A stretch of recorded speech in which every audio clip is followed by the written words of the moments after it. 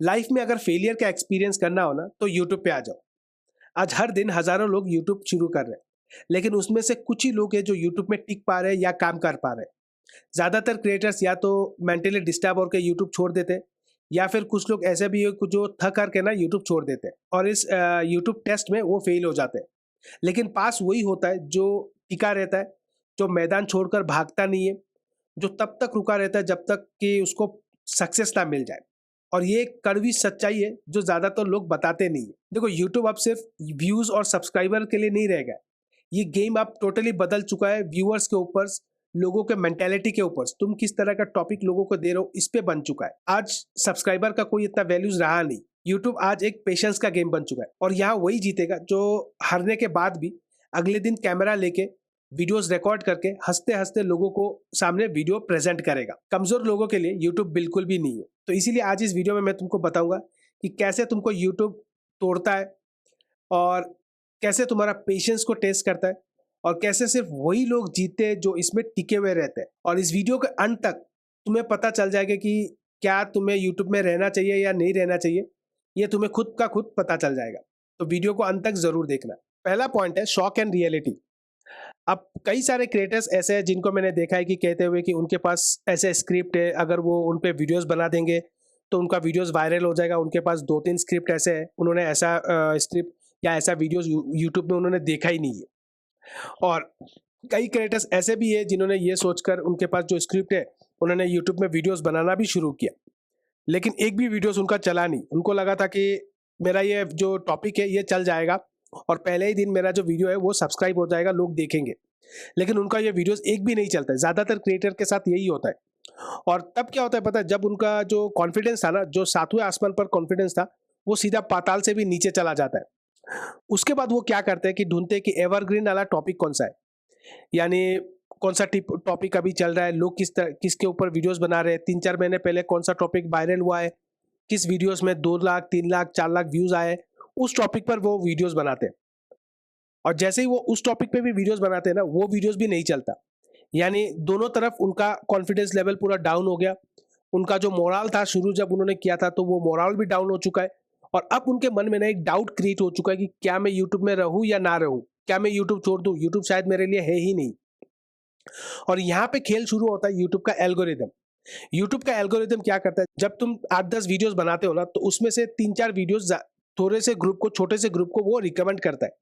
और अगर छोटा सा जो व्यूअर्स को वो रिकमेंड करता है, अगर वो वीडियोस नहीं देखता है ना, लोग नहीं देखते, तो वो रिकमेंड ही नहीं करता। शुरुआत में वो रिकमेंड नहीं करता, यानी यूट्यूब को ये लगता है कि अभी ये बंदा तैयार नहीं है, इसका वीडियो सही नहीं है, इसको और ज्यादा मेहनत करने दो, तब जाके मैं वीडियोस को आगे भेजूंगा। दूसरा एक और पॉइंट है कि यूट्यूब का जो एल्गोरिदम है ना, इसको थोड़ा टाइम देना पड़ता है कि तुम्हारा टॉपिक कौन सा है, तुम्हारा नीश कौन सा है। और इसके लिए तुम्हें 6 महीना या साल भर तक तो काम करना ही पड़ेगा।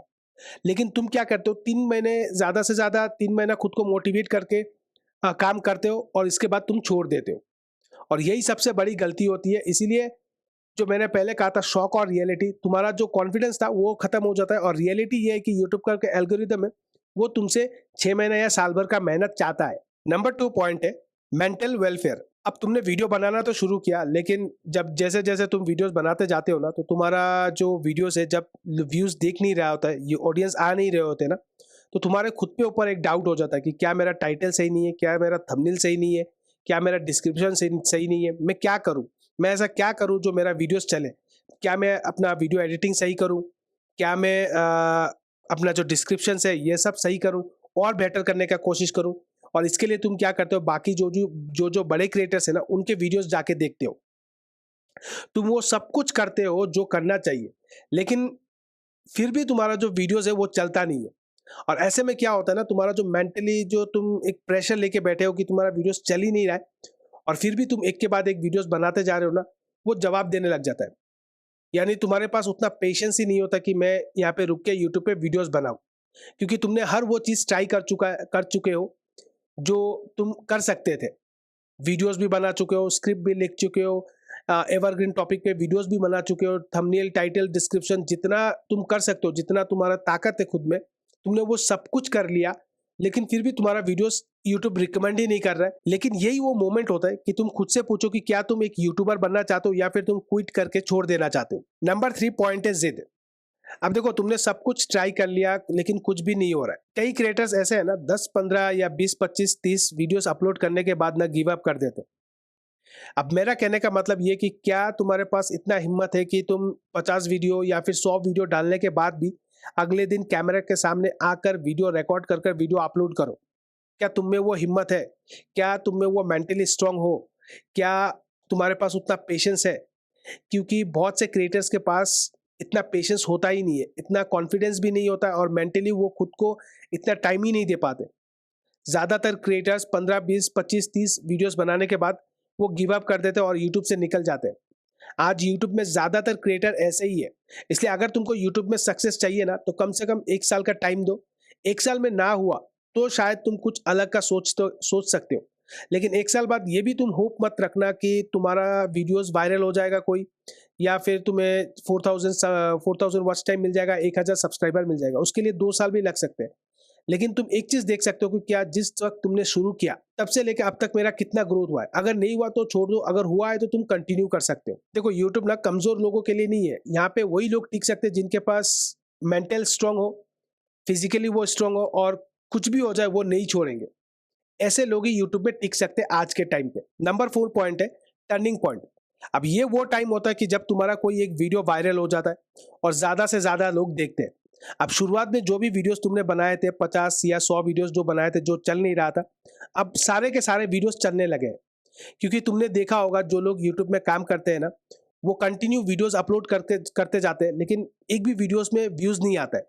लेकिन जैसे ही कोई एक वीडियोस वायरल हो जाता है सोशल मीडिया में, तो बाकी जितने भी वीडियोस होते हैं ना वो भी वायरल हो जाता है। लोग उन उन सारे वीडियोस को देखते हैं और वो ही टर्निंग पॉइंट होता है तुम्हारे लाइफ का। तब क्या होता है ना तुम्हारे पास स्पॉन्सरशिप्स भी आते हैं, एडवर्टाइजर्स भी आते हैं, यूट्यूब से पैसे भी तुम्हें मोटा पैसा भी मिलता है।